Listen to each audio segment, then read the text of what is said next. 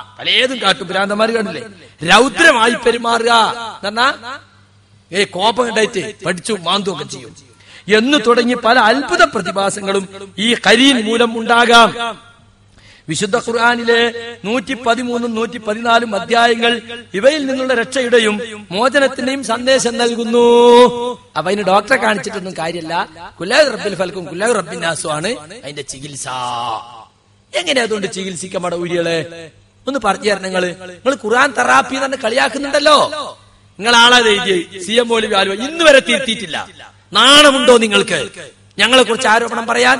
തിരുത്തിയില്ലെന്ന് മാത്രമല്ല, അന്ധവിശ്വാസങ്ങളുടെ ലോകമെന്ന പേരിൽ യുവത ഇന്നും അച്ചടിച്ച് വിറ്റുകൊണ്ടിരിക്കുന്ന പുസ്തകം, ആ പുസ്തകത്തിന്റെ 92, 93 പേജിൽ ഒരക്ഷരം പോലും മാറാതെ ഇതേ കാര്യം CM മൗലവി എഴുതിയിരിക്കുന്നു.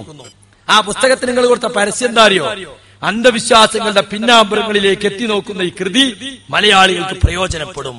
വില 42 രൂപ, യുവത ബുക്ക് ഹൗസ്. ഉണ്ടോ?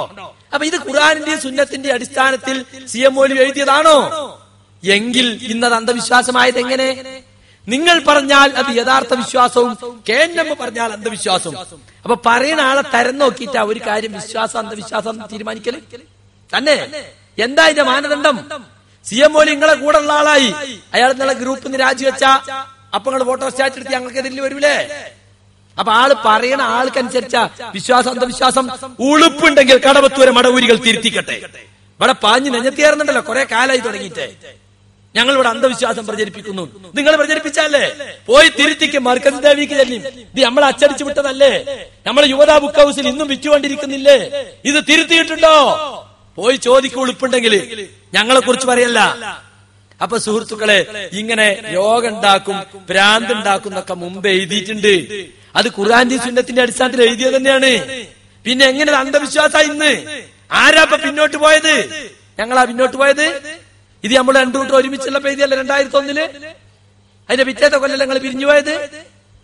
അത് തെറ്റാണോ? തെറ്റാണെങ്കിൽ എന്തുകൊണ്ട് തിരുത്തുന്നില്ല? അത് അന്ധവിശ്വാസമാണോ? അന്ധവിശ്വാസമാണെങ്കിൽ ആ ബുക്കുകൾ പിൻവലിക്കണം. 2001 എഴുതിയതിന് മാപ്പ് പറയണം. പറഞ്ഞിട്ടുണ്ടോ? പറഞ്ഞിട്ടില്ല. അപ്പൊ രോഗമുണ്ടാക്കുമെന്ന് നിങ്ങൾ തന്നെ പ്രസംഗിക്കുന്നു. ഭ്രാന്ത് ഉണ്ടാക്കുന്ന പറഞ്ഞു. എന്ന് മാത്രമല്ല, പാത്രം മൂടിവെക്കാനും അതുപോലെ നമ്മളോട് രാത്രിയാകുമ്പോ വാതിലടക്കാനൊക്കെ പറഞ്ഞ കളിയാക്കാണ്. വൈകുന്നേരമായ കുട്ടികളെ പുറത്തു കൂടരുതല്ലോ, വായിൽ അടച്ചാ പിന്നെ കേറൂലല്ലോ. ഇവിടെ പ്രസംഗിച്ച അലുമിലെല്ലാം ഒരു ക്ലിപ്പ് ഇട്ടു, റഹ്മത്തുള്ളാഹി കാസിഫിന്റേത്. അടച്ചാൽ പിശാചി കയറൂല, തുറന്നാൽ കയറും. മനസ്സിലായില്ലേ കുട്ടിരെ? കാസിഫി കഴിക്കണേ കണ്ടോ? എന്നിട്ട് നമ്മള് ക്ലിപ്പും കണ്ടോ? രണ്ടും ഒരു നോത്തിൽ വെക്കാം. അള്ളാന്റെ റസൂല് പറഞ്ഞതാ മടവൂരി ഹദീസ്. ഹദീസ് അറിയില്ലെങ്കിൽ ചോദിച്ചു പഠിക്കും വേറുള്ളവരോട്. ഇതാ ഖബലല്ലൈലു മിന്നാഹുന വഅദ്ബറന്നഹാറു മിൻഹാഹുന ഫകുഫൂ സിബിയാനകും. വൈകുന്നേരമായാൽ രാത്രി മുന്നിട്ട് വരികയും പകൽ പിന്നിട്ട് പോവുകയും ചെയ്താൽ നിങ്ങൾ കുട്ടികളെ പിടിച്ചു വെക്കണം, പുറത്തുവിടരുത്. ഫൈന്ന ശയാത്തീന തന്തശിർ, പിശാചുക്കൾ പരക്കുന്ന സമയമാണപ്പോ. ചെറിയ കുട്ടികളെ പുറത്തുവിടരുത്. മാത്രമല്ല ബിസ്മി ചൊല്ലിക്കൊണ്ട് നിങ്ങൾ വാതിലടക്കണം. ബുഖാരിന്റെ ഹദീസാ. ഫൈന്ന ശൈത്താനു ലാ യഫ്തഹു ബാബൻ മുഗ്ലഖാ. അടച്ച വാതിൽ, ബിസ്മി ചൊല്ലി അടച്ച വാതിൽ ശൈത്താൻ തുറക്കൂല. അതിന് വാതിലിന്റെ ഇടയിൽ കൂടി വന്നൂടെ? വെന്റിലേറ്ററിൽ കൂടി വന്നൂടെ? ജനൽക്ക് കൂടി ചാടിക്കൂടെ? നിങ്ങൾ യുക്തിവാദ റസൂലിനോട് വേണ്ട. നിങ്ങൾ റസൂലിനെ പോയി ട്യൂഷൻ എടുക്കണേ തന്നെ. അള്ളാന്റെ റസൂല് പറയാണ് ബിസ്മി ചൊല്ലി വാതിലടച്ചാൽ ആ വീട്ടിക്ക് ശൈത്താൻ കയറൂല. എന്നിട്ട് ഇവിടെ പ്രസംഗിച്ചു. ഇവിടെ പണ്ടൊരു ജിന്ന് ക്ലാസ്സിൽ വന്നിരുന്നു നമ്മളെ അയൽവക്കത്ത്. അന്ന് പറയാ അതിന്റെ ഇടയിൽ കൂടി കയറൂലേ, രക്തത്തൂടി പോണതല്ലേ, അപ്പൊ രക്തത്തൂടി പോകാം. അതിന് മുമ്പ് പറഞ്ഞ എന്താ? ശൈത്താൻ ശരീരത്തിൽ കയറൂല. കൂടുക കൂടുക. ഈ കൂടുക എന്നുള്ള വാക്കണ്ട ഈ വായിക്കളി. ശരീരത്തിൽ പ്രവേശിക്കാന്നല്ല, രക്തത്തൂടി സഞ്ചരിക്കാന്നാ. നിങ്ങളെ രക്തമൊക്കെ പുറത്തു കൂടിയാ തന്നെ. ശരീരത്തിന് പുറത്താ നിങ്ങളെ രക്തധമനി. രക്തത്തൂടി സഞ്ചരിക്കും നേരത്തെ സുല്ലമി പറഞ്ഞില്ലേ? വാതിലിന്റെ ഇടയിലൂടെ കയറുവോ? എന്ത് യുക്തിവാദാണ് ഇതൊക്കെ? വാതിലിന്റെ ഇടയിലൂടെ കയറോ എന്ന് ചോദിക്കാൻ പാടുന്ന അള്ളാന്റെ റസൂലാ പറഞ്ഞത്. ബുഖാരി റിപ്പോർട്ടിന്റെ ഹദീസാ. അത് ബിസ്മിന്റെ ബർക്കത്താ, അടച്ചോന്റെ പൗറല്ല. ശൈത്താൻ കേറൂല ബിസ്മില്ല അടച്ചാന്ന് റസൂൽ പറയാണ്. കുട്ടികളെ പുറത്തുവിടുന്നു. അതൊന്നും അന്ധവിശ്വാസമല്ല.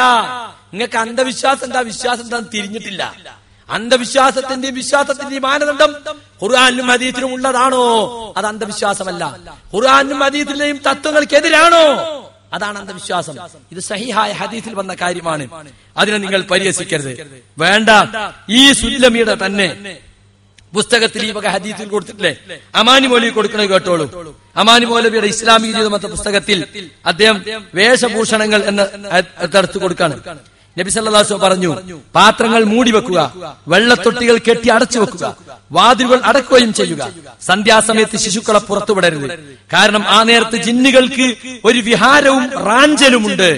അപ്രകാരം തന്നെ ഉറങ്ങാൻ കിടക്കുമ്പോൾ വിളക്കുകൾ കെടുത്തി വെക്കുകയും ചെയ്യുക. കാരണം ആ ചെറു വികൃതിക്കാരി അഥവാ എലി ഒരുപക്ഷെ വിളക്കുതിരി വലിച്ചെടുത്ത് കൊണ്ടുപോയി വീട്ടിലുള്ളവരെ തീപ്പൊള്ള ഏൽപ്പിക്കാൻ അത് ഇടവരുത്തിയേക്കും. ബുഖാരി.